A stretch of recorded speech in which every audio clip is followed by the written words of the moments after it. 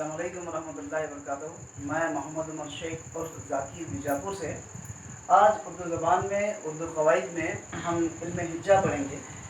इल्म हिज्जा हम जो ज़बान से हर्फ निकालते हैं, जो कुछ हर्फ बोलते हैं, वो एक हर्फ होता है जैसे अ ब प, कुछ आवाज़ें होती हैं, वो अ ब प त ट स ज। इन आवाज़ों को जब ये आवाज़ों को एकजा किया जाता है, मिलाकर लिखा जाता है, एक जगह जमा की जाती हैं, तो इन्हें हुरूफ तहजी कहा जाता है। हुरूफ तहजी कहा जाता है।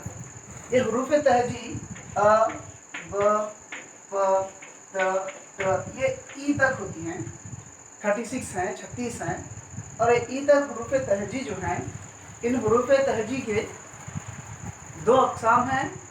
एक है जैसे दो तरह के हुरूफ तहजी हैं, एक अलिफ से लेकर ई तक। इन तमाम हुरूफ को हुरूफ तहजी कहा जाता है और इन्हें सादा हुरूफ कहा जाता है।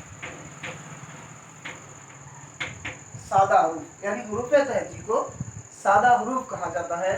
और फिर ये सादा हुरूफ एक हो गए, नंबर एक। और दूसरा जो है मखलूत हुरूफ होता है। मखलूत है खलत मलत से, खलत मलत मतलब मिलता है।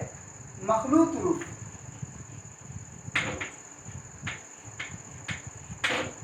मखलूत हुरूफ जैसे भ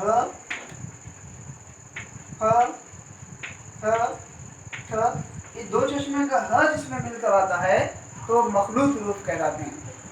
अब इसके बाद जो है हम एक तो हुरूफ तहजी में सादा हुरूफ और दूसरा मखलूत हुरूफ। अब ये सादा हुरूफ के दो अक़साम हैं। जैसे मिसाल के तौर पर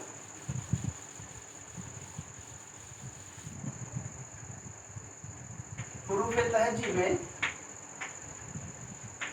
जो सादा हुरूफ हैं उसके दो अक़साम हैं, उसमें दो अक़साम में बांटा गया है उन्हें।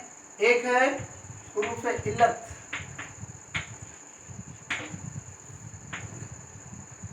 और दूसरे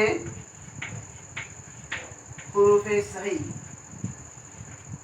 हुरूफ सही, हुरूफ इल्लत और हुरूफ सही। हुरूफ इल्लत क्या है?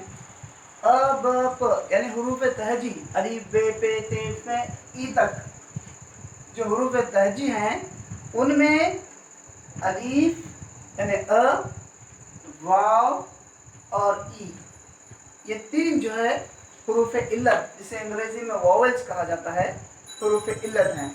और दूसरे जो है हुरूफ तहजी में अलिफ से लेकर ई तक, अलिफ वाव को छोड़कर बकिया तमाम हुरूफ हुरूफ सही कहलाते हैं।